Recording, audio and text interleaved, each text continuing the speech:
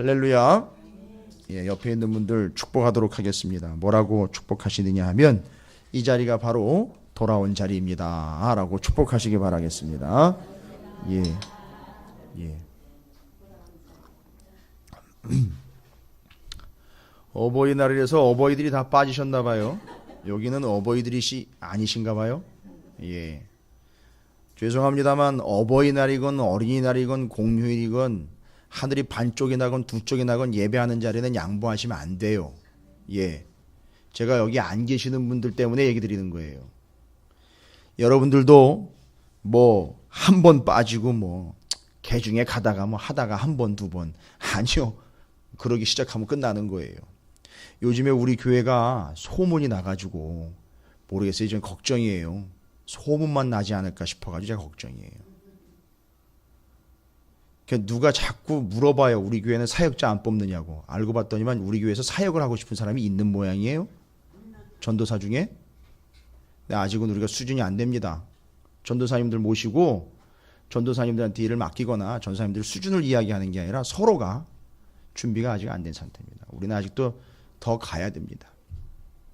근데 이제 본인은 배우고 싶은 모양인 것 같아요. 제가 들어보니까. 네, 아직은 때가 아닙니다. 예, 저도 준비 안 됐고 우리 교회 성도들도 준비가 아직 안 됐습니다. 은근히 물어보더라고요, 저한테.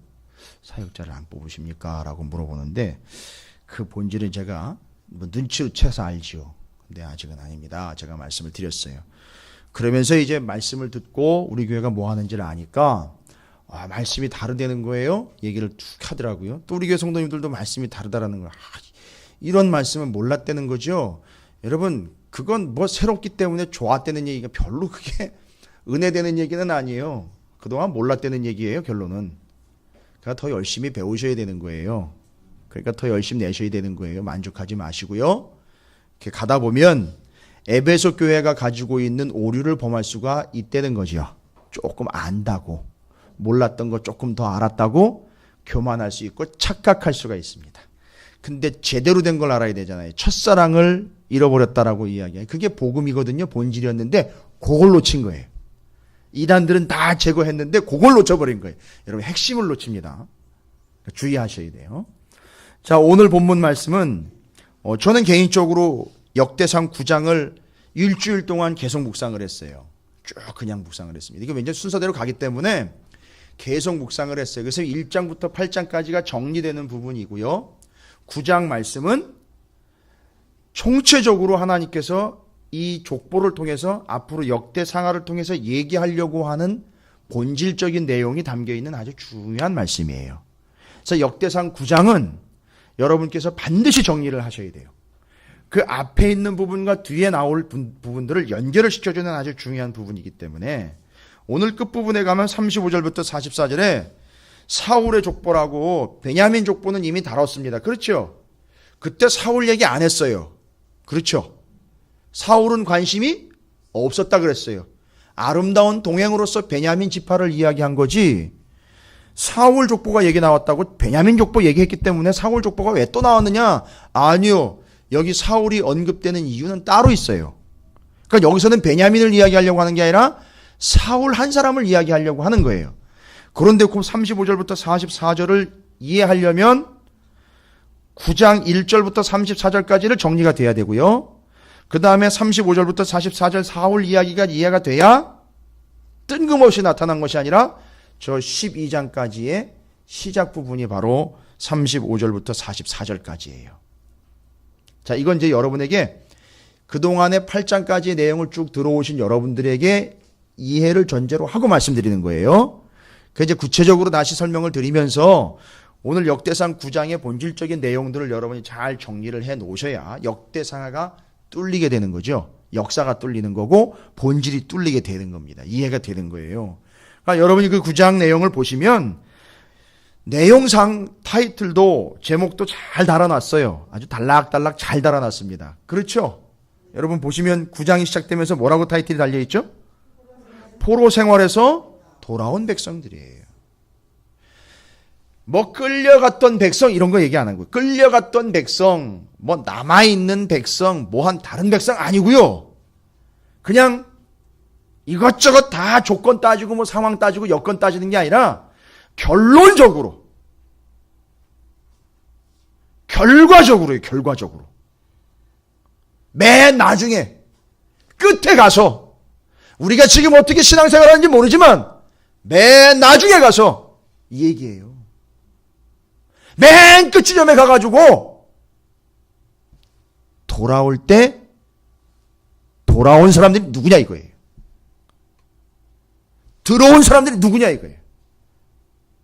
포로 때 얼마나 고생을 했고 70년 동안 얼마나 고생을 했고 얼마나 전전긍긍했는지 뭐 이런 거 다 둘째치고요. 결론적으로 봤을 때에 돌아와야 될 것으로 돌아온 사람 누구냐 이걸 얘기하는 거예요 지금. 그러니까 여기 없다는 얘기는요. 여기 명단이 없다는 얘기는 죄송합니다만 제가 뭐 구원을 받았다 못 받았다 이 이야기 할 입장도 아니고 그럴 자격도 없기 때문에 그건 얘기하지 않겠지만 조금 씁쓸해요. 왜냐하면 성경이 언급을 안 하고 있거든요. 여러분 성경이 그렇다면 그런 거예요. 말씀이 그렇게 얘기하는 걸 믿으면 되는 거예요. 그 외의 걸 얘기할 필요 없습니다. 말씀이 그렇다면 그런 거라고요. 예. 거기다 대고 뭐 토를 달 필요가 없어요. 괜히 뭐 자기 생각과 자기 주장과 자기 의견을 피력할 필요가 없습니다. 말씀이 그렇다면 그런 거예요. 그럼 뭐예요? 9장에서는요. 포로에서 돌아왔어요. 그러면 나머지는요. 어땠다는 얘기예요? 못 돌아왔다는 얘기예요. 그럼 뭐 다 끝난 거지요. 그 뒷얘기는 하지도 않아요. 못 돌아온 사람들 얘기는 하지도 않는다고요. 돌아왔어요. 저는 여러분에게 이 9장을 시작하면서 중요한 얘기를 하나 해드리고 싶어요. 누가 돌아왔느냐보다 더 중요한 게 뭐냐면 여러분 뭐 같습니까? 누가 돌아와 지금까지는 뭐 족보니까 명단이니까 막 누구 막 여기도 지금 이름들 막 나와 있잖아요. 그죠? 여러 사람들이 나와 있어요. 여러분 누가 돌아온 것보다 더 중요한 게 뭘까요? 너 돌아오고 그래 됐어 이제 끝났어. 이게 목적일까요? 누가 돌아왔느냐보다 더 중요한 것. 타이틀로 하자면 누가 돌아온 것보다 더 중요한 것. 예? 왜 돌아왔느냐 이게 중요한 거예요. 그러면 여러분 오늘 예배에 누가 왔느냐 이거보다 더 중요한 거는 뭐냐면 여기 왜 왔느냐가 더 중요한 거예요. 이해가 되십니까? 그래 여기 안 오신 분들이 또 오해 없이 봤죠. 누가 여기 참여했느냐보다 더 중요한 게 뭐냐면 왜 왔느냐가 중요한 거예요. 그렇죠? 듣고 보니 그렇죠? 그거예요. 우리가 왜 왔느냐 이거예요. 이들이 왜 돌아왔느냐 이겁니다. 역대상 9장에 아예 한 챕터를 써서 돌아온 사람들의 이름을 적으면서 누구 돌아왔다만 이름만 쭉 열거하면 될 것을 오늘은 이름만 열거하지 않습니다. 이름보다 더 중요한 타이틀이 기록이 되고 거기에 맞는 사람들이 끼워 맞춰진 거예요. 이해가 되십니까? 그러니까 왜 돌아왔느냐가 지금 관건인 거예요. 여러분 오늘 이 역대상 9장을 보시면서 여러분께서 포인트 잡아야 되는 건 내가 오늘 여기 왜 왔지? 이거예요. 오늘 예배의 자리에 왜 왔지? 이 기도의 자리에 왜 왔지? 그 답을 어디서 얻을 수 있느냐 하면 9장에서 얻을 수 있는 거예요. 9장에서. 이 사람들이 왜 돌아왔느냐 이제 이거의 관건입니다. 그런데 여러분 말장난 아니에요. 누가 돌아왔는지를 보면 왜 돌아왔는지를 알 수 있어요. 누가 돌아왔는지를 보면 왜 돌아왔는지 알 수 있다는 얘기예요. 자, 이 족보는요. 다시 한번 말씀드립니다. 혹시라도 만약에 이 시간이 처음인 사람이 있을 것 같다면 혹시라도 방송을 들으면서 이 역대상 9장이 도대체 뭔 내용인가 이렇게 처음 들으실 수 있는 사람들이 있기 때문에 그들을 적극 배려하는 차원에서 다시 한번 질문을 한다면 우리는 다 알고 있지만 여러분 이 역대상하는 언제 기록한 말씀이라 그랬죠? 그렇지요. 바벨론 포로 70년 지내고 돌아와서 기록한 거예요. 그러니까 요 9장 안에는 이걸 기록한 사람도 있다는 얘기네요. 그렇죠. 요 9장 말씀을 역대상하 말씀을 기록한 사람도 요 9장 안에 있다는 얘기예요. 그러니까 돌아온 사람이 돌아온 이유를 기록을 하는 거예요. 그렇죠? 그러니까 역대상 하는 포로 생활을 하고 돌아와야 될 곳으로 돌아온 사람들에 대한 기록이란 말이죠. 왜 굳이 돌아온 사람들을 다시 또 족보까지 해가 저 아담으로부터 시작을 해가지고 일일이 다시 기록을 했을까? 그 힘든 작업들을, 그 또 지루한 작업들을 다시 했을까? 이제 9장을 보시면 그 이유를 알 수 있다는 거죠. 오늘은 총정리예요. 요약이에요. 그리고 10장 넘어가면서부터는요, 정말 살 떨리는 얘기들이 기록이 됩니다. 정말 살이 벌벌 떨려요. 사울 얘기, 다윗 얘기가 멋있는 왕, 쪼잔한 왕 이야기로 대립되는 게 아니라 정말 살 떨리게 둘을 비교하고 있어요. 누가요? 하나님이요. 그래서 사울 이야기가 오늘 본문 말씀의 맨 뒤편에 툭 던져지고 다음을 예시하는 거예요. 정말 무시무시한 이야기들이 뒤로 이제 나와요. 근데 하나님 정말 치사한 것 같은데 다윗하고 사울을 아주 비참하리만큼 비교를 합니다. 이건 누구도 막을 수 없어요. 하나님 너무 옹졸하신 거 아닙니까? 라고 이야기할 정도로 그렇게 비참하게 비교를 해요. 그런데 성경의 본문의 본질을 이해를 하면 그거 알고 난다면 살 떨려가지고요, 엉뚱한 짓 못해요. 사울 얘기, 다윗 이야기는 한낱 이스라엘의 훌륭한 왕, 치졸하고 옹졸한 왕 대립 이야기가 아니에요. 하나님은 그런 식으로 둘을 비교하려고 하신 게 아니에요. 뭐니, 여기 돌아온 목적과 직결되어 있어요. 사울과 다윗의 이야기는 이스라엘 백성들이 돌아온 목적과 연결되어 있어요. 그건 말이 안 되는 거잖아요. 지금 돌아온 사람들하고 사울 왕하고 다윗 왕하고요, 얼마나 차이가 나는 거예요? 지금 한 600년 차이가 나는 거 아닙니까? 그렇죠? 여기 포로로부터 돌아온 사람들하고 사울 왕과 다윗 왕 이야기는 거진 600년 전 이야기잖아요. 그죠? 그런데 돌아온 사람들 명단 뒤에다 사울 얘기를 갖다 또 붙인단 말이에요. 뭔 얘기예요? 옛날 얘기 좀 해야 되겠네요. 이렇게 되는 거예요. 이런 근거로 옛날 얘기 좀 해야 되겠네요. 이미 묻혀져 버리고 옛날에 지나간 얘기지만 좀 다시 정리해야 되겠네요. 똑바로 정리하고 넘어가야 되겠네요. 이거예요. 지금 사울왕 다윗 왕 얘기는 요 9장 말씀이 정리가 되면서 옛날 얘기 다시 꺼내가지고선 구질구질하게 옛 이야기를 꺼내는 이야기가 아니라 잘못 알고 있는 거 우리가 다시 정리해야 되겠습니다. 이렇게 아주 무섭게 덤비는 거예요. 여러분 12장까지 읽다 보면 그런 두려움과 떨림이 여러분에게 있어야 돼요. 그런 거 없으면 죄송합니다만 여러분도 위험한 수준이에요. 예, 저도 마찬가지예요. 자, 그러면 오늘 역대상 9장에 돌아온 사람들에 대한 이야기는 바벨론 포로 70년을 그렇게 겪고 돌아온 사람들이에요. 겪기 전에 이미 예루살렘에 또 있었던 사람들이에요. 그들이 끌려간 거예요. 끌려갔다가 70년 동안 거기 있었고 이제 다시 돌아온 거예요. 왜 돌아왔나? 돌아온 목적이 뭔가? 이거 집중하자는 얘기예요. 그럼 누가 돌아왔는지를 한번 보자고요. 누가 돌아왔는지를 보면 왜 돌아왔는지를 알 수 있으니까. 자, 그러면 명단이 쭉 나옵니다. 여러분, 이름과 명단 집중하시지 말라 그랬어요, 제가. 왜냐하면 지금 이름과 명단을 꼬집어가지고 누가 누구 아들이고 이걸 캐려고 하는 게 아니에요, 지금. 돌아온 사람들이 지금 덩어리로 묶고 있어요. 그 부류들에 대한 이야기예요. 그 부류들에 대한 이야기입니다. 그 덩어리, 그 집단에 대한 이야기들이기 때문에 여러분이 보시면 9장 2절을 보면 왜 끌려갔는지 일단 9장 1절부터 한번 볼까요? 딱 정리해. 바벨론 포로 70년을 딱 정리해버립니다. 그냥 한마디로 정리해. 뭐 어땠었고, 그 전에 어땠고, 70년이 어땠고, 뭐 왜 돌아왔는지 이런 얘기를 구구절절히 펼치지 않고 9장 1절 한 절로 그냥 지난 70년, 아니요, 왕정 500년과 포로 70년을 딱 정리를 해버려요. 570, 그냥 싹 정리해버립니다. 여러분 개념 잡히세요? 9장 1절 한 절로 570년을 그냥 확 정리를 해버린단 말이에요. 제 얘기가 맞는 것 같습니까? 그럼 한번 9장 1절 한번 읽어볼까요? 뭐라고 이야기하고 있는지.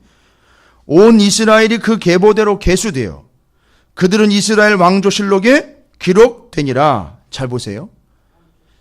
유다가 범죄함으로 말미암아 바벨론으로 사로잡혀 갔더니, 이거 한마디로 정리 딱 끝난 거예요. 뭐예요? 이유가 뭐였죠? 유다. 이건 남유다가 끝까지 남아 있었으니까 얘기하는 거고, 이스라엘 전체를 통틀은 얘기예요. 대표성으로서. 근데 그것이 뭐 했기 때문이라 그래요? 범죄함으로 말미암아 어떻게 됐다는 거죠? 바벨론으로 사로잡혀 갔다가 이제 어떻게 됐다는 거죠? 돌아왔다는 얘기예요. 그러면 500년, 70년 이야기를 한 줄로 정리를 해버렸죠? 왕정시대와 바벨론 포로 70년, 이유는 뭐라는 거죠? 범죄함이에요. 여러분, 뭘로 범죄를 한 겁니까, 이스라엘이? 우상 숭배. 뭐 여러분 다 이렇게 다 정리가 되실 거예요. 쭉 정리가 되실 겁니다. 본질적으로는 여러분께서 이제 뒤에 와가지고 앞을 다시 이제 훑어보면서 이야기를 하자면, 지금 이제 권사님도 대답을 좀 쭉 해주셨는데, 개념상 지금 뭐예요? 우상 문제이며 범죄하는 문제이며 이것이 다 본질적으로는 한 가지로 이야기하자면 우상, 범죄 뭐 이런 다 뭐 누구와의 관계가 어그러진 거예요? 그렇지, 하나님과의 관계가 어그러진 거죠. 근데 하나님과의 관계가 어그러졌다라는 이야기를 지금 우상 숭배한 걸로 이야기하고 범죄 지은 걸로 이야기를 한단 말이죠. 그럼 하나님과의 관계가 온전하다면 뭘 얘기를 듣는 거죠? 하나님과 관계가 온전하다라면 뭘로? 예, 뭐 그걸 그냥 명목상으로만 할 수는 없지만 딱 봐도 알 수 있는 기본적인 건 뭐예요? 뭐를 했다는 걸 보면 알 수 있죠? 하나님을 온전히 섬겼고 하나님과 온전히 관계에서 유지했다라는 걸 보면, 제사를 드렸다는 거 보면 알잖아요. 그러니까 지금 제사가 끊겼다가 가끔 한번 드렸다가 끊겼다가 한번 드렸다가 뭐 이런 일들이 있잖아요. 히스기야나 요시야 같은 경우는 다시 제사를 회복했었어요. 그 전에 안 드렸다고요. 제사를요. 예배를 안 드렸다고요. 그러다 그때 가끔씩 종교개혁이 일어나면 한 사람이 툭툭 튀어나와가지고 사무엘 같은 사람들이 제사 드리게 했고, 왕들도 개혁하는 사람들이 나와야 그때서야 예배했고 있다면, 생각해보세요 여러분. 지 멋대로 다 놀고 먹고 지내다가 한번 탁 기회되면 그때 와가지고 제사하고 예배했다고요. 죄송합니다. 교회가 절간입니까? 절기 한 번씩 나왔다가 예배 한 번 드리고 가고, 1년에 정해진 때 한두 번씩 나왔다가 예배 드리러 가고. 여러분, 이게 왕정시대 500년의 역사예요. 그리고 뭘 섬겼습니까? 우상을 섬겼어요. 세상을 섬겼단 말이에요. 세상 이치를 따랐단 말이에요. 이게 이들이 한 짓이에요. 그동안에. 그걸 1절로 정리를 딱 끝내버리는 겁니다. 그래서 정리 딱 끝났어요. 그리고 포로로 끌려갔다니까. 그 이유 때문에. 그러니까 1절 이야기를 들어보면 하나님 앞에 우리가 왜 끌려갔고 우리를 왜 이렇게 고생을 시키셨으며 왜 하나님은 하나님의 백성을 이렇게 고달프게 하셨습니까? 라고 물을 근거가 없어요. 물을 자격도 없다는 거예요. 그냥 딱 정리가 돼버린 거예요. 그러니까 더 이상 지금 뭐 왜 포로가 됐고 포로되고 난 다음에 고생을 뭐 했고 그러니까 구구절절히 뱉어낼 필요가 없어요. 그거 듣지도 않으셔요, 하나님은. 그거는 하나님께 얘기할 거리도 아닌 거예요. 그건 얘기하면 오히려 창피한 거예요. 들추면 들출수록 자꾸 냄새 나는 것 뿐이에요. 자꾸 얘기할 필요 없어요. 그죠? 정리 딱 됐습니다. 그러니까 더 이상 그 얘기 안 해요. 그 다음에 2절에 보니까 그들의 땅 안에 있는 성읍에 처음으로 거주한 이스라엘. 처음으로 거주했다는 얘기는 뭐예요? 처음으로 거주했다 그래요. 포로로 끌려갔다가 돌아와서 처음 거주하게 되는 걸 이야기하는 거예요. 그러니까 돌아온 사람들 중에 첫 번째로 돌아온 사람이에요. 그러면요. 돌아온 사람 중에 첫 번째로 돌아온 사람들이라는 거예요. 이건 이 사람들이 뭔가 아는 거예요. 뭔가 사명이 있는 거죠. 뭔가 하나님 목적한 바가 있는 사람들이라는 거죠. 처음으로 돌아왔다는 거예요. 다른 사람 아직 안 돌아오고 있는데 처음으로 알고 돌아온 사람들 얘기하는 거예요, 여러분. 이건 아주 중요한 사람들입니다. 이 사람들은 시켜서 돌아온 게 아니라 자기 알아서 돌아온 거예요. 개념이 잡히십니까? 알아서 처음으로 자원해서 들어온 거란 말이에요. 돌아왔어요. 그래서 처음으로 돌아온 사람들, 처음으로 거주한 이스라엘 사람들은 누구라고 기록되어 있어요? 제사장, 그 다음에요. 레위 사람, 그 다음에요. 느디님 사람이래요. 자, 그럼 이렇게 기억해 놓으셔요. 역대상 9장 하면 이 세 부류는 절대 빼먹으면 안 돼요, 여러분. 누구라고요? 제사장, 레위인, 느디님 사람이에요. 제사장하고 레위인들은 알겠는데 느디님이 조금 그쵸? 예, 그것도 좀 확실하게 아셔야 돼요, 이제는. 그래서 제사장, 레위인, 느디님이에요. 그런데 뒤를 쭉 읽어가다 보니까 제사장, 레위인, 느디님 말고 지파가 언급이 되어 있어요. 지파요. 그럼 보면 4절에 나와 있네요. 3절에 나와 있네요. 그죠? 3절에 지파 이야기로 가자면 부류는 세 부류요, 제사장, 레위인이고 느디님 사람들이었고, 지파로 보자면 누구예요? 유다, 베냐민, 에브라임, 므낫세예요. 자, 그러면 요게 1절부터 9절까지를 끌고 가는 사람들이에요. 9장 전체를 끌고 가고 포로 귀환하고 난 다음에 이스라엘 공동체를 전체적으로 이끌어가는 사람들이에요. 이 사람들이 분위기 메이커들이에요. 이 사람들이 지금 이 사람들이 핵심들입니다. 결론적으로 얘기 드리면 이 사람들이 중심이에요. 이제 포로로부터 돌아온 이스라엘 백성들의 중심은 누구예요? 포로로 갔다가 돌아와가지고 여기 처음 거주하게 된 사람들, 이 사람들이 처음이었고 그 사람들이 앞으로 이 이후의 역사를 이끌어 간다고요. 이 사람들이 굳이 얘기하자면 중심이 된다고요. 센터가 된다고요.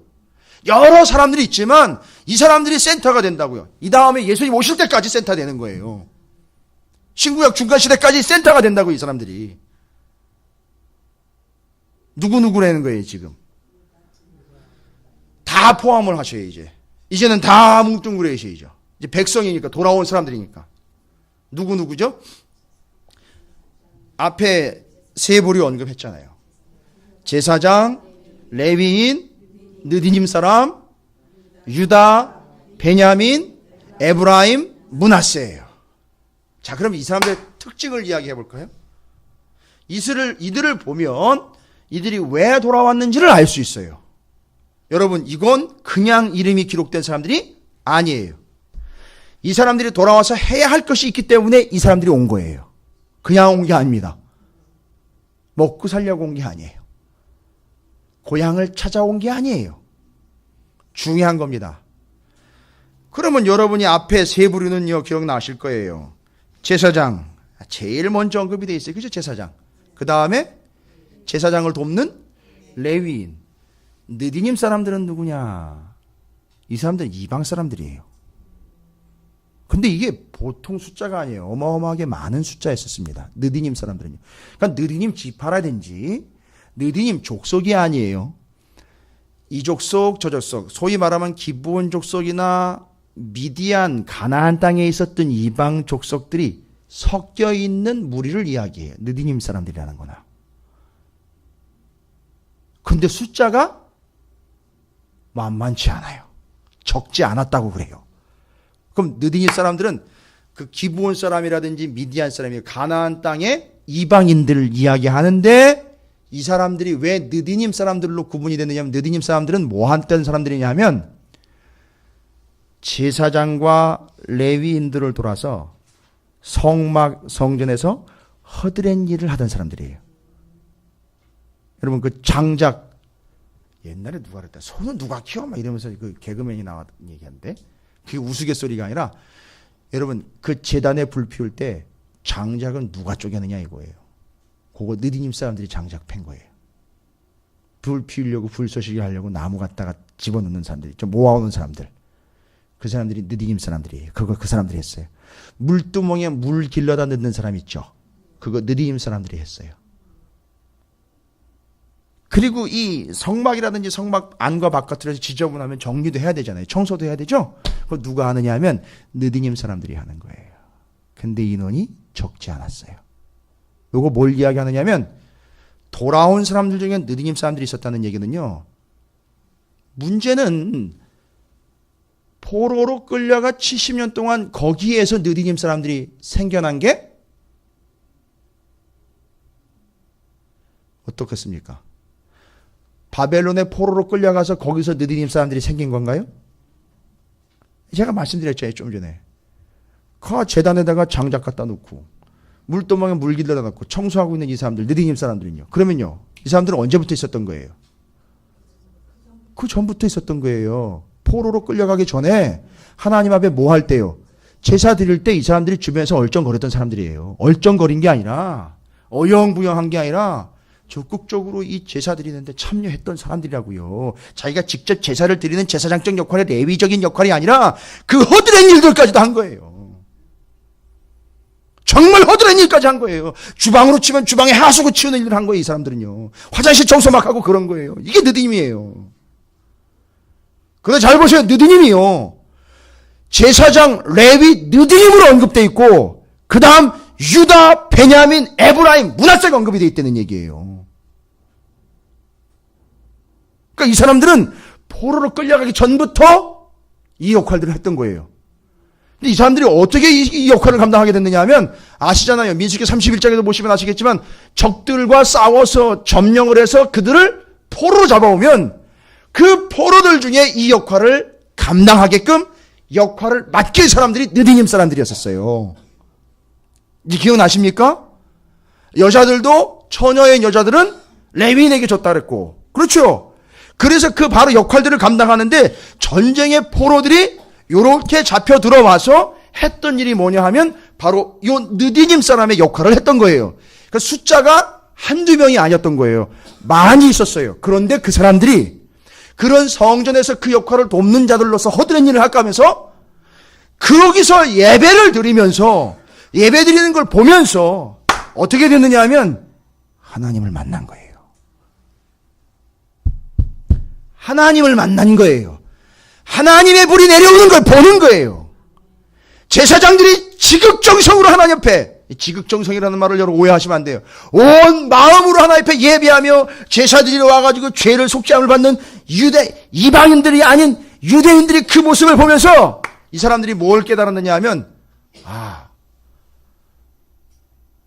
저게 구원받는 길이로구나.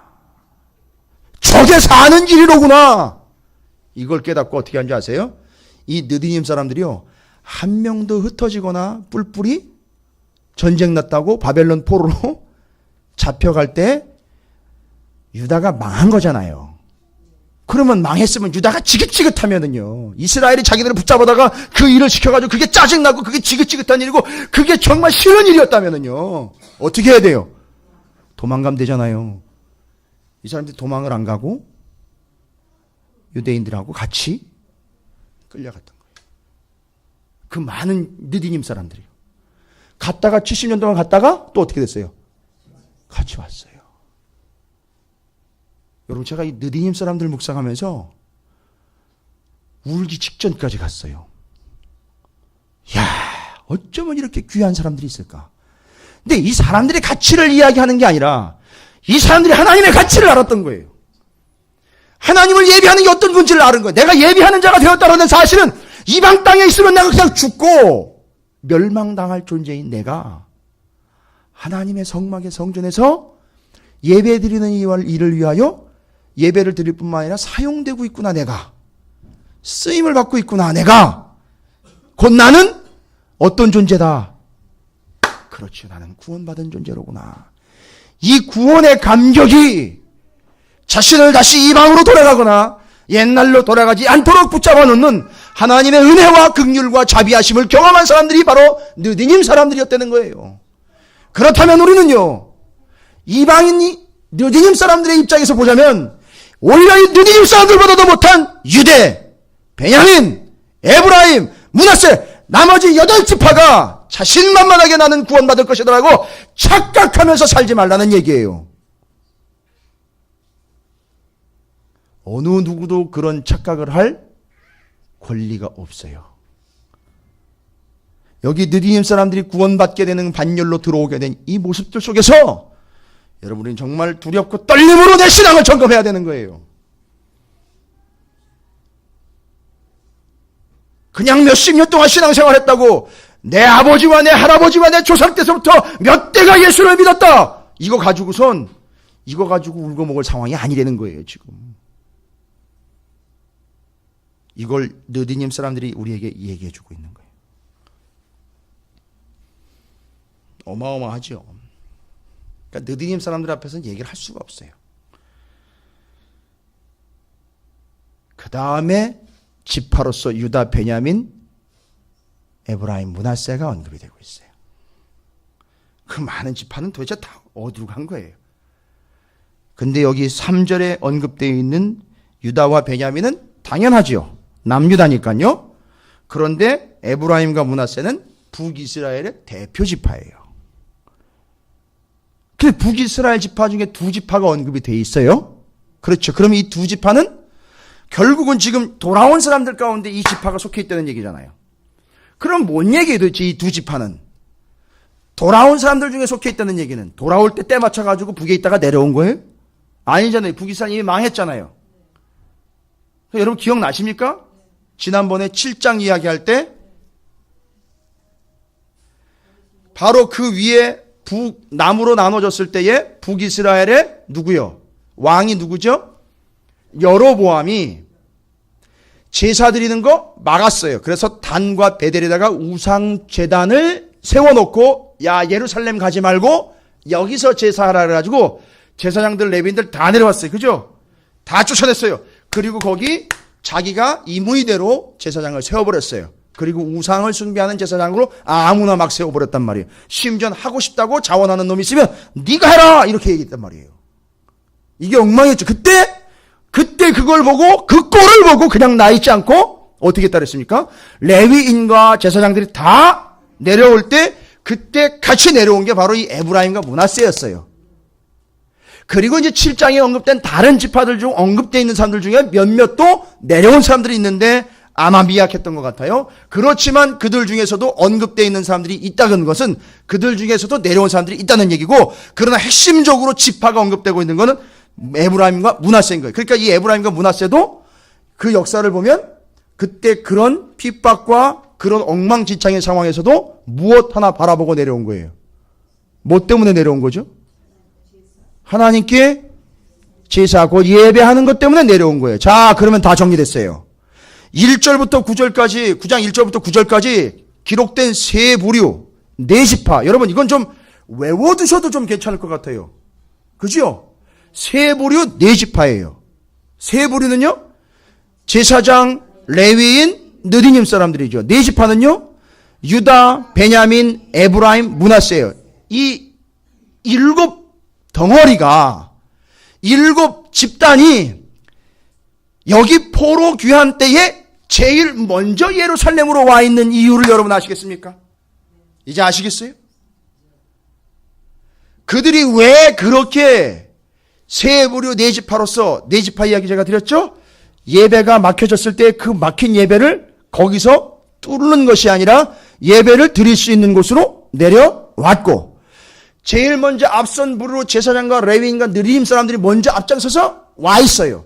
그리고 예배하면 목숨을 걸고 삶이라도 다 버리고 예배 자리로 나오는 사람들은 네 지파가 소개가 되고 있어요. 그러면 이스라엘이 포로로 70년 동안 있다가 제일 먼저 이 세 부류 네 지파가 제일 1차적으로 도착을 해가지고 여기 와 있는 이유는 뭐가 되는 겁니까?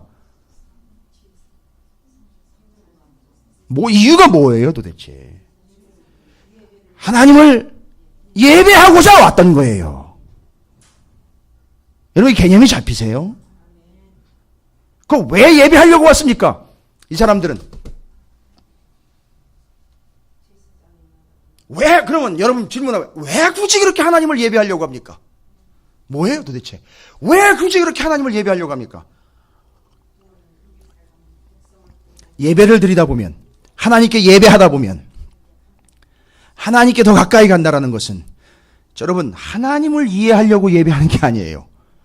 하나님을 예배할 수 있다라는 것은, 내가 곧 어떤 존재라는 거죠? 구원받은 존재라는 것을 확인하는 자리인 거예요. 그러니까 죽어도 예배를 나오는 거예요. 이해가 되십니까? 이 사람들이 세 부류 네 지파는 자신들이 구원받았다라는 것 때문에 목숨 걸고 예배하러 온 거예요. 다른 이유가 없습니다. 느디님 같은 경우 제가 얘기 드렸잖아요. 아니 감히 어딜 재수없게 낍니까 이방인 주제에. 생각해 보세요. 어디 지들이 옛날에 감히 유대의 무리 중에 끼어 있습니까? 그냥 쳐내버려 두면 죽을 수밖에 없는 지저분하고 이방의 더러운 족속들인데 그냥 쳐내버려둬도 괜찮을 건데, 여러분 옛날에 유대인들이 그렇게 기도했던 거 아시죠? 하나님 내가 여자로 태어나지 않은 거 감사합니다. 하나님 내가 이방인으로 태어나지 않은 거 감사합니다. 이렇게 기도했대요. 그 유대 랍비들이 그렇게 기도했대요. 실제로. 그런 존재들이었단 말이에요. 그런데 이 느디님 사람들이 성전에서 제사하고 예배하는 걸 통하여 자기가 구원받은 존재이고 내가 생명 다해 하나님을 예배해야 한다는 걸 깨달은 거예요. 그러니까 끝까지 따라갔다가 다시 돌아온 자리 1착으로 함께하고 있는 거예요. 그걸 레위인과 제사장들이 말리지 않았어요. 야, 어딜 재수없게 이방인이 껴? 이게 아니에요. 이들은 구원받은 자들이 맞대는 거예요. 가자. 우리 세 부류가 먼저 가고, 옛날에 예배 드리지 못할 때 예배를 목숨 걸고 드리려고 그 북쪽에서 내려온 사람들 있지. 그 사람들 에브라임과 므낫세, 남유다의 유다와 베냐민 함께 가자. 뭐 하러 가자는 거예요? 나라 이렇게 세우자고요? 제국 세우자고요? 왕국 다시 세워가지고 훌륭한 왕 다시 한번 기름 부어 세워서 우리나라를 다시 한번 일으켜보자, 이거 가지고 온 거? 아니라는 거예요. 여러분, 이 7부류는, 세 부류 네 지파는 하나님을 다시 온전히 예배하기 위하여 제일 먼저 도착한 사람들이에요. 그러니까 이제 여러분이 요 역대상 9장을 통하여 다시 돌아왔지요. 이스라엘이 지금 포로로부터 이제 귀환해서 이스라엘의 회복이라는 단어가 지금 이제 적용이 되죠. 이스라엘이 회복된다는 거 여러분이 이제 하시죠. 이제 이게 뭘 의미하는지를 여러분이 이제 아셔야 되는 거예요. 진정한 회복이 뭐냐 이거 얘기하는 거예요. 여러분, 여러분의 삶의 영역 가운데에서 회복되기를 바라는 거 있으시죠? 그렇죠. 좀 회복되기를 바라는 거 있잖아요. 좀 솔직하게 얘기하자면 좀 더 나아지길 바라는 거 있잖아요. 그죠? 있죠. 뭐가 있어요? 겉으로 내뱉기 힘드시면 속으로 부르짖으세요. 속으로 부르짖으셔도 돼요. 좀 더 나아지기를 원하는 거. 제가 다 알아요. 여기다 다 적어놨어요, 제가. 좀 나아지기를 바라는, 좀 회복되게 바라는 거 있잖아요. 예, 뭐 어떤 분들은 예, 맞아요. 돈, 재정적인 거 회복되길 바라지만, 또 어떤 분들은요, 건강 좀 회복됐으면 좋겠다. 자, 그 다음에는요, 뭐가 좀 회복되길 바라십니까? 예, 낡아진 보일러 배관이 좀 회복되길 바라시고 계십니까? 예, 뭐 여러 가지 있잖아요. 그렇죠? 자녀 문제들 좀 회복되길 원하고, 우리 자녀들이 좀 그런 부분에서 좀 회복되길 바라고, 뭐 여러 가지 있지 않습니까? 그죠? 그게 아니라는 게 아니라, 진짜 회복은 어디서부터 오는지 아십니까? 진짜 회복은 그게 좋아지고 나아진 걸 회복이라고 그러진 않아요, 여러분. 죄송합니다. 그건 그냥 호전된 것 뿐이에요. 근데 회복된 건 아니에요. 여러분, 마라의 쓴물 기억나시죠? 그 마라의 쓴물이 어떻게 단물이 됐는지 아십니까? 나뭇가지를 던졌잖아요. 그게 뭐라 그랬어요? 십자가예요. 그게 회복이에요.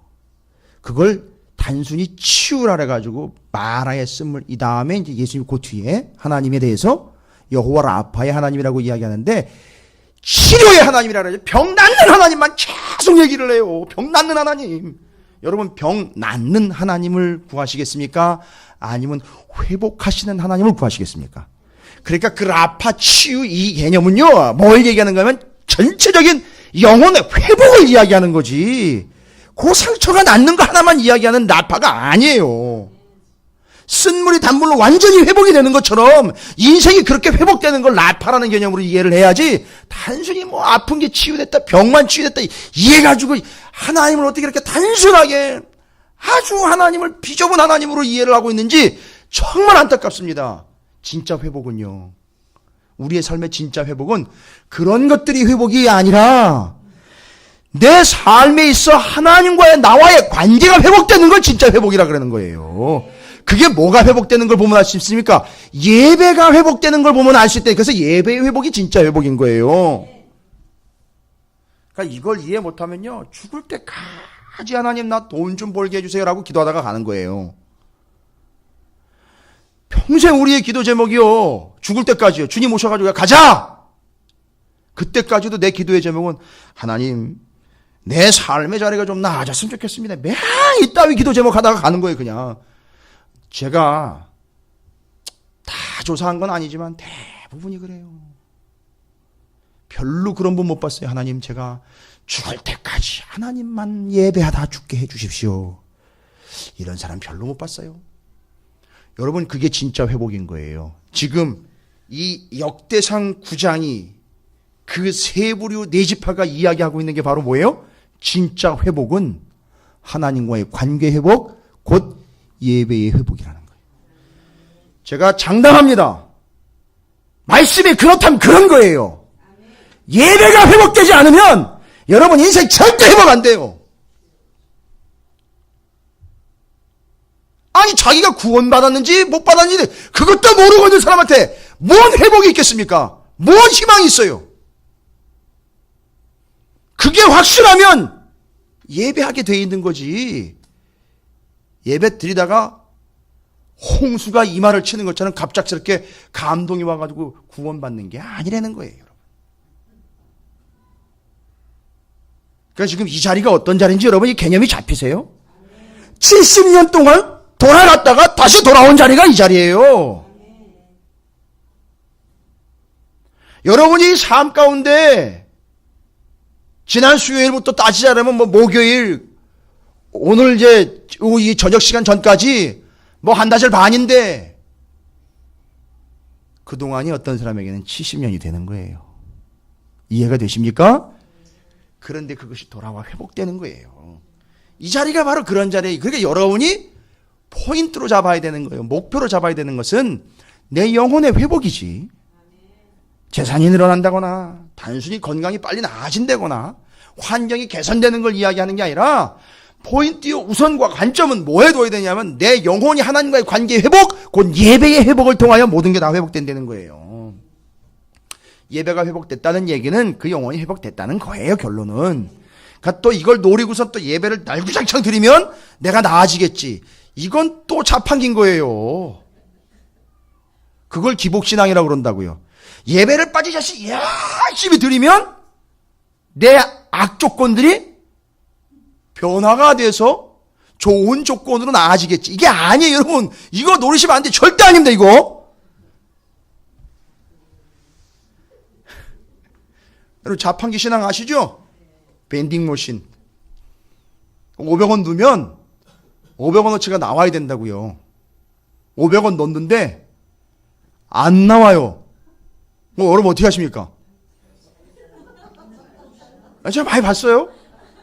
예. 네. 두드립니다. 이거 왜 이러지? 아니, 반응이 없어요. 그래서 발로 걷어차요. 그러다가 이제 전화기 꺼내죠. 거기 연락처 있잖아요. 이거 돈 먹었다고. 왜냐하면 눈만큼 안 나오니까 요청하는 거예요. 그죠? 근데 신앙생활 이렇게 하는 사람들이 있다니까요. 내가 한 만큼 하나님이 주시질 않는 거예요.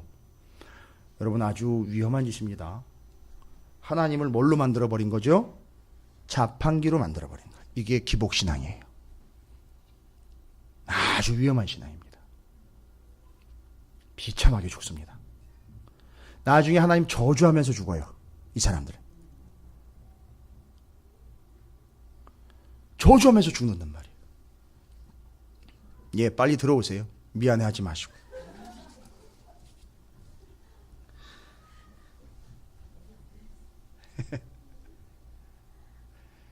우리 여러분들 소중하게 여겨야 돼요. 왜 이렇게 늦었냐고 그런 게 아니라 그래도 예배 자리를 사모하여, 예, 본인들의 입장이 어떤 입장인지를 아니까 오는 거예요. 예. 이 세 부류 네 지파.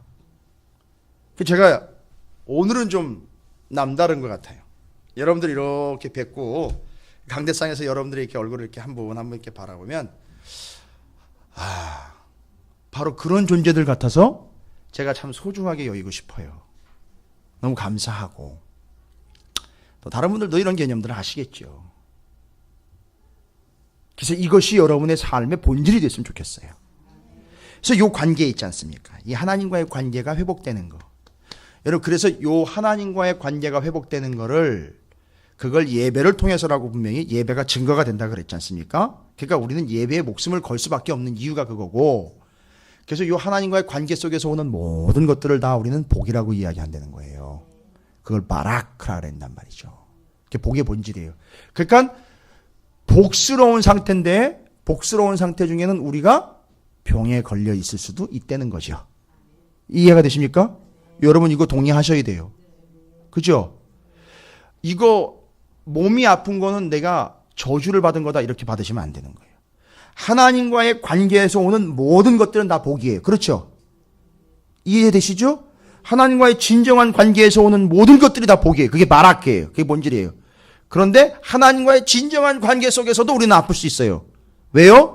이 사람을 저 밑바닥으로 쳐 박아서라도 하나님과의 관계를 회복시키려면 그렇게 하신다는 거예요. 그러면 그 사람에게 걸린 병은요? 재앙이에요? 복이에요? 복이죠. 관계가 회복됐으니까요. 그것 때문에. 회복되어 죽으면 뭐 어떻습니까? 회복된 채로 가는 건데요. 구원받아 가는 거 아닙니까? 이거란 말이에요. 이게 복이란 말이에요. 그러니까 지금 이 사람들은요, 세 부류 네 집하는 이걸 이해한 거예요. 그러니까 가자는 거예요. 가면 먹고 살 거 없어요. 집도 없고요. 엄청 어려워요. 난 촉박합니다. 자, 그럼 구체적으로 나와 있어요. 뒤에 쭉 설명이 돼요. 이 사울 얘기를 해야 되기 때문에 이제 조금 속도를 내도록 하겠습니다. 구체적으로 나와 있죠. 예루살렘에 정착한 제사장들 이래가지고 10절부터 13절까지 나와 있죠. 근데 여러분 보세요. 위에 보면 그 네 지파 있잖아요. 인원수가 몇 명이래요? 9절에 956명이에요. 그죠? 아니 지파로 따져가지고 따라온 사람들 있잖아요. 일반 평민들이요. 956명이래요. 근데 여기 제사장들 숫자를 한번 보시게 할까요? 제사장들 숫자 13절에 1760명이에요. 여러분 이거 비교되세요? 거의 배에 가까운 숫자인데 이건 뭘 지금 관점으로 두고 있는지 아시겠죠? 뭘 중점으로 두고 있는지. 그거예요. 그러니까 이건 전방위로 지금 돌아와가지고 제일 필요한 사람이 누구냐 하면 예배를 제대로 드리도록 하는 통로가 되는 사람들, 제사장들이 제일 중요한 거예요, 지금. 지금 여러분이 이제는 영적이고 성서적인 좀 성숙한 안목을 통해서 보는데, 여러분 이제 질문을 제가 드릴게요. 이 사람들이 돌아와서 지금 회복하려고 하는 거는 예루살렘 회복이 아니에요. 단순히 성의 회복이 아니라고요. 여러분 이제 뭐가 회복되는 거예요, 지금? 그렇죠. 제대로 안 드려서 그게 범죄가 돼서 망한 걸 알고 70년 동안 포로 생활했다 돌아온 사람들이 지금 뭐를 회복하려고 하고 있다고요? 예배 회복이다. 제사 회복이요. 그거는 뭘 이야기한다 그랬습니까? 하나님과의? 그렇죠. 그게 바로 뭐라 했어요, 우리에게? 복이다고? 회복이라고 그랬잖아요. 여러분 삶이 회복되시기 바랍니다. 이거에 포인트가 있어야 돼요. 여러분 이거 계속 훈련 받으셔야 돼요. 이 부분 계속 훈련 받으셔야 돼요. 하나님과의 관계가 회복되는 걸 훈련 받으셔야지. 세상과의 관계가 회복되는 걸 훈련 받으시는 순간 끝나는 거예요. 그래서 제사장들의 언급된 명단과 이름과 숫자가 여기 쭉 나와 있습니다. 10절부터 13절까지. 제사장들은 뭐 더 이상 얘기할 필요 없어요. 제사의 아주 핵심적인 존재들이기 때문에 반드시 필요한 거죠. 그 다음에 중요한 인물들이요. 예루살렘에 정착한 레위 사람들. 레위 사람들은 아시죠? 그래서 제사장을 도와서 제사를 돕는 이들이잖아요. 그죠? 또 이들 제사장과 레위 사람들을 도와서 허드렛 일 한 사람 누구라 했어요? 느디님 사람들이라 그랬죠. 발음이 좀 어렵죠? 네, 느디님 사람들이에요. 느디님 사람. 여기서 느디님 사람들에 대한 언급은 따로 안 했어요. 그러나 이건 알고 있다는 걸 전제로 하고 있어요. 그러니까 제사장과 레위 사람들. 자, 일반적으로 이제 언급했죠. 14절부터 16절까지 레위 사람들. 그런데 레위 사람들 중에 중요한 사람들이 언급이 되어 있어요. 17절부터 27절까지인데 누가 언급이 되어 있습니까? 성전 문지기들이 기록이 되어 있어요. 성전 문지기들이 꽤 많죠. 212명이죠. 예. 이거 성전에 내 귀퉁이, 내 문, 왕궁의 문, 입구, 출입구를 다 지키는 사람들이, 이 사람들이. 이거 뭘 지키는 거예요 도대체? 성전 문을 지킨다라는 건요. 제사를 지키는 거예요. 하나님 지키는 거예요. 개념이 잡히십니까? 이 성전 문지기들이, 그래서 여러분 하나님의 집에 문지기로 사는 게 더 낫다고 그러지 않습니까? 그죠? 세상의 권력이 세상 것이 아닌 하나님 나라의 하나님 문지기로 사는 것이 더 행복하고 복이다. 이건 누굴 보고 얘기하냐면 여기 회막 문지기들을 보고 얘기하는 거예요. 실제로 이게 레위 사람들이에요. 그러니까 회막 지켜요. 아주 그냥 지금 무엇을 중심으로 똘똘똘똘 다 뭉쳐진 게 된 거예요. 지금 제사장, 레위인, 느디님 사람들, 성막 문지기들, 아주 그냥 뭐를 지금 지켜내려고 혈안이 되어 있어요. 공간으로 치자면은요, 성전, 옛날에는 성막, 그렇죠? 성막이 고정화된 게 성전이니까요. 그걸 하나님이 좋게 여겼다 그랬어요. 다윗이 그거 한다 그럴 때, 야, 뭘 그런 걸 해? 쉽게 옮길 수 있어야지. 이러지 않고 하나님이 그걸 좋게 여겼다 그랬어요. 왠지 아시죠? 다윗이 본심을 하나님이 읽으신 거예요. 그래가지고 뭐를 아예 그냥 붙박이로 세워버리겠다? 하나님 예배하는 걸 아예 그냥 일상으로 확 박아버리겠습니다. 이걸 하나님 좋게 여기신 거예요. 내 마음에 합한 자다. 제가 왜 다윗 얘기를 드리는지 아시겠습니까? 이 이야기가 지금 35절부터 44절 사울의 이야기와는 완전히 대립이 되는 이야기이기 때문에 말씀드리는 거예요.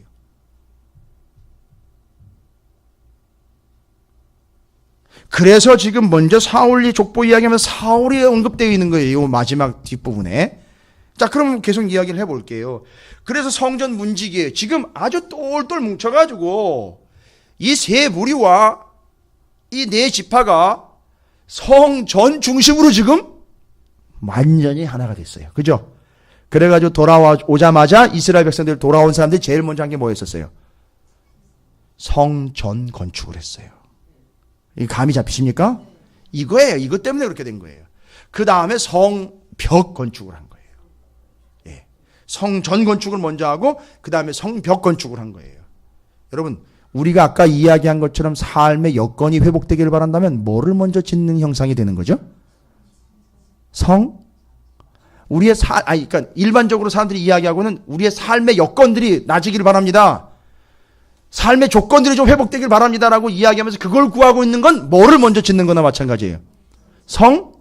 벽을 먼저 짓는 거 아니에요. 내 삶의 여건을 먼저 단돌이 하겠다는 얘기잖아요. 그런데 진정한 회복은 무엇이 우선이고 무엇이 중심이 되는 거죠? 하나님과의 관계니까 뭐를 먼저 짓는 거예요? 성전이, 예배, 제사, 이거예요. 이게 순서가 된 거예요. 지금 이걸 우리에게 이야기해 주고 있는 거지, 역사적으로 기술을 내가지고 옛날에 이런 일이 있었습니다를 기술해 주는 내용이 아니에요.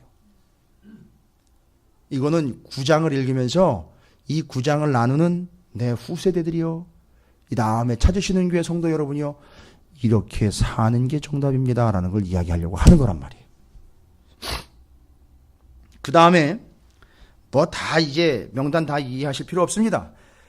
28절에 이제 나머지 레위인들인데요, 이것도 읽다 보면 은혜가 돼요. 나머지 레위인들이 나머지는 떨거지가 아니에요, 여러분. 나머지는 그 외에 몇몇 남아있는 뭐 관심도 없는 이런 얘기가 아니라, 나머지 그 사람들은 할 일 없이 그냥 따라온 사람들이 아니라 다 할 일이 있다는 거예요. 근데 할 일을 보세요. 어떤 일입니까? 어떤 자는 28절에 그 중에 어떤 자는 섬기는 데 쓰는 기구를 맡아서, 그러니까 제사 드릴 때 쓰는 기구 있지요, 그거 맡은 사람이에요. 레위인 중에요. 그 다음에 29절에 또 어떤 자는 성소의 기구와 그릇과 고운 가루와 포도주와 기름과 유향과 향품을 맡았어요. 왜요? 이 향은 계속 향을 피울 때 써야 되잖아요. 그죠? 이것도 필요한 거죠. 그 다음에 포도주와 기름과 유향 같은 거는 왜 필요합니까? 전제, 제사 드릴 때 필요하니까 이거 관리해야 되는 거죠. 또 30절에는요. 또 제사장의 아들 중에 어떤 자는 향품으로 뭘 또 만들어요? 향기름을 만들어요. 향기름. 그래서 성전에 보면은 골방이 많았어요. 골방이 많았다고요. 성전에 골방이 진짜 많았어요. 아래 위축을 해가지고 골방이 수도 없이 많았는데 그때 요 향품 만들고 향 기름 만드는 방이 따로 있어요. 그게 뭐라 그러면 타메이온이라 그래요. 타메이온. 헬라어로 타메이온이라 합니다. 근데 신약이 어디 나왔는지 아세요, 여러분?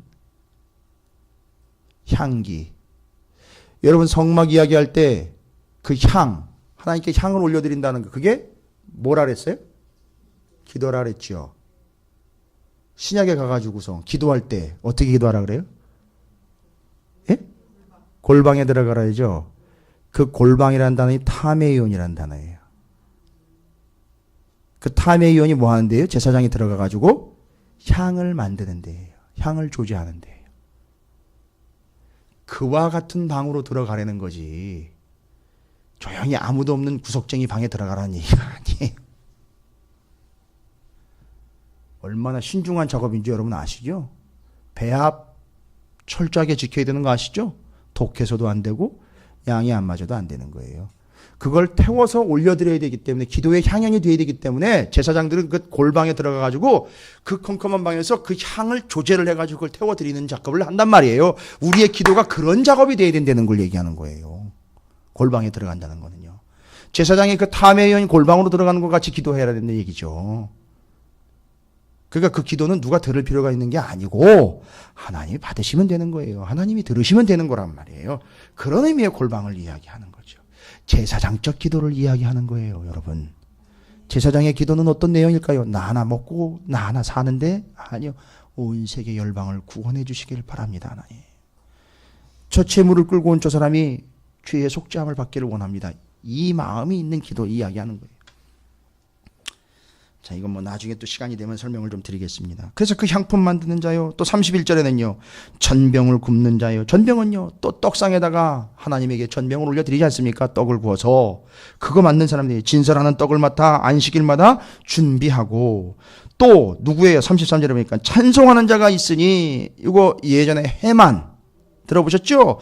찬송하는 사람 여기 또 나와요. 그 우두머리라 그들은 어디에 거주해요? 골방에 거주해요. 그러니까 이 사람들이 또 여러 골방이 있는데 거기 그 들어가가지고 뭐를 준비하는 거예요? 찬양을 준비하는 거예요. 거기서 그걸 전념하는 거예요. 왜 자꾸 골방으로 집어넣는 걸까요? 그렇지. 다른 거 보지 말고 딴 생각하지 말고 거기 들어가 그거 집중해서 온전히 하라는 얘기인 거예요. 여러분 오늘 내용은요. 역대상 9장 내용은 상당히 많은 내용이에요. 아주 깊은 내용이고요. 여러분이 오늘 좀 제대로 이 내용이 정리 안 되면 여러분이 손해예요. 그럼 제가 설명드린 내용이 어렵나요? 어렵지 않은 줄로 믿습니다. 제가 오늘 어느 때보다도 아주 쉽게 설명을 드린다고 저는 설명을 드리는데 개념이 정리가 되실 거라고 제가 믿어요. 지금 포로로부터 돌아온 땅에서 지금 진행되고 있는 일들이에요. 이들이 회복되어 갖고 있다고 그랬는데 뭐가 회복이냐 이거 지금 본질 얘기하는 거 아닙니까? 알고 봤더니만 자기네 집을 먼저 짓고 먹거리 챙기고 건강 챙기고 있는 게 아니라 성전을 중심으로 해서 예배가 회복되는 거를 온히 다 집중하고 있다는 거예요. 그러니까 뭔 얘기는 그게 먼저 회복되는 게 진정한 회복이라는 걸 얘기하는 거예요. 그러니까 이 찾으시는 교회는요. 다른 교회 얘기할 필요 없어요. 다른 성도들 얘기할 거 없습니다. 예배에 집중해 예배가 회복되는 거에만 온전히 집중하시란 말이에요. 근데 오늘날 예배를요. 어떤 식으로 예배를 드려야 되는지 감을 못 잡는 사람들이 예배 회복이라는 타이틀로 뭐 열린 예배니 뭐 거기에 뭐 이상한 프로그램을 넣어가지고선 사람들이 감동을 받는 예배. 여러분 사람이 감동받는 예배가 아니라고요. 예배는 사람이 감동하는 게 아니에요. 하나님이 받으시는 게 예배예요. 그럼 여기 와가지고 납작하게 엎드려가지고 하나님 저는 죄인입니다. 이런 저도 받아주시겠습니까? 이게 상한 심령이라 하나님이 받으시는 예배인 거예요. 이게 예배지요. 뭐 맨날 드라마 올리고 화려한 찬양팀 올라와가지고 다 좋아요. 다 좋습니다. 뭐 도와주고 예배를 효과 있게 하는 건 다 좋은데 자꾸 우리 관점에서 생각하지 말자는 얘기예요. 하나님 관점에서 보자는 얘기예요. 지금 여기 보시면 여기 이 본문에서 나와 있습니다만 다른 거 어떤 거 있는 게 아니라 본질적인 거 다 회복하고 딱 하나 뭐가 있느냐 하면 지금 찬양팀 세운 거예요. 찬양단을 세운 겁니다. 이거 다윗하고 솔로몬이 세운 거예요. 사무엘 때. 요때 이후로 지금 생긴 거예요, 이게. 예배를 온전히 돕기 위해서. 그것도 예배를 돕기 위한 거지. 찬양대가 설교하는 게 아니거든요. 찬양대가 중심이 아니거든요, 지금. 하나님께 예배하는 걸 도운 거지. 그죠? 요즘에는 설교와 말씀 선포와 찬양이 같이 가요. 잘못된 겁니다. 큰일 납니다. 죄송해요. 절단 납니다, 그거. 아주 박살 나는 거예요. 순서상으로도 그게 먼저 있지는 않았고요. 가치상으로도 그게 우선되지 않아요. 아주 위험한 발상인 거예요. 그러나 진정으로 찬양하는 건 반드시 있어야죠. 그게 예배이고 그게 찬송이고 찬양이니까요. 그게 찬양의 본질이에요. 그건 예배를 돕는 거지 예배의 시선을 자기에게 집중시키는 게 아니에요. 그래서 어느 교회에서는 찬양대를 뒷자리로 빼버려요. 그냥 회중 뒷자리에 그냥 올라가가지고 찬양을 해요. 쳐다보지 말라고. 그리고 찬양들이 가운을 입는 것 아시죠? 목회자들도 가운을 입는데 그 의미 아시죠? 찬양대들이 가운 입는 거. 싹 가려야 됩니다. 다 가리는 거예요. 틈없이 다 가리려는 거예요. 그거는 가운을 입고 자기가 드러나지 말라는 거예요. 목회자도 마찬가지 가운 입는 거는요. 물론 헌신이고 복종이고 순종입니다. 이 개념들이 다 있지만 그거보다 더 중요한 건 다 가리는 거예요. 싹 다 몸을 가리는 거예요. 그리고 내가 드러나지 않는 거예요. 그럼 잘 보세요. 뭐 가운 위에다가 스카프 하고 잔뜩 치장을 해가지고 막 심지어 목도리까지 하고 막 말도 아니에요. 이게 본질 아닙니다. 예, 그 본질 아니에요. 다윗이 가운 입혀가지고 찬양대 세웠는지 모르겠지만 그렇지 않았을 거라고 봐요. 저는 처음엔 조용히 옆에서 찬양으로 도왔을 거예요. 자, 이게 지금 34절까지 쭉 나와 있는 성전의 예배를 중심으로 하여 세 부류 네 지파가 돌아와서 회복시키려고 하는 포인트를 이야기한 겁니다. 여러분, 여러 이야기를 좀 많은 얘기를 드렸지만 핵심은 하나입니다. 여러분, 삶의 회복이 있어야 되죠. 삶의 회복은 예배의 회복, 관계의 회복입니다. 여러분이 포인트 잡아야 되는 것은 여러분의 삶의 여건이 회복되기를 먼저 바라는 것이 아니라 하나님과의 관계가 먼저 회복되기를 구하시길 바랍니다. 내 예배의 자세를 보시면 돼요. 내가 예배를 지금 어떻게 드리고 있나? 제가 말씀드렸죠? 자꾸 시간 돌려막기 하지 말라 그랬죠? 그죠? 헌금 돌려드리기 하지 말라 그랬죠? 시간 돌려막기 하지 말라 그랬습니다. 그거 이해하시죠? 오늘 새벽에 나왔으니까 저녁 때 안 나가도 돼. 그거 아닙니다. 예. 그런 개념으로 자꾸 생각하기 시작하면 끝나는 거예요. 그건 회복이 아니에요. 그건 소위 말하면 땜빵이죠. 자기 자존심 땜빵, 자기 불안감 땜빵 하는 거지. 그건 하나님이 받으시는 개념이 아니에요. 절대. 그러면 차라리 그냥 아이고 죄송합니다 하나님. 오늘은 제가 사정상 차라리 그러세요. 그냥 뭐 했으니까 괜찮겠지. 뭐 했으니까 요건 그래도 절대 이러지 마시란 말이에요. 그건 회복도 아니고 뭐도 아니고 아무것도 아닙니다. 그건 회색지대예요. 이것도 아니고 저것도 아니고 아주 회색지대입니다.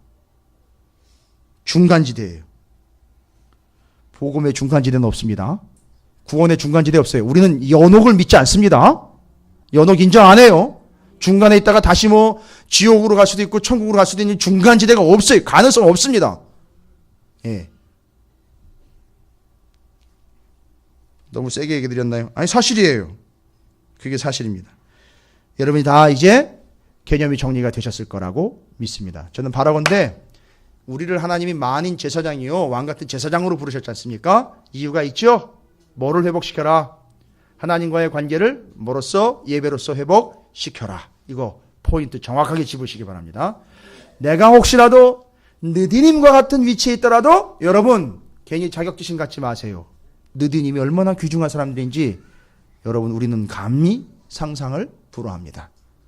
장작을 갖다 놓고 물을 떠다가 물두멍에다 붓는 그 느디님들, 그들 때문에 제사는 됐어요. 그들이 은혜 받았어요.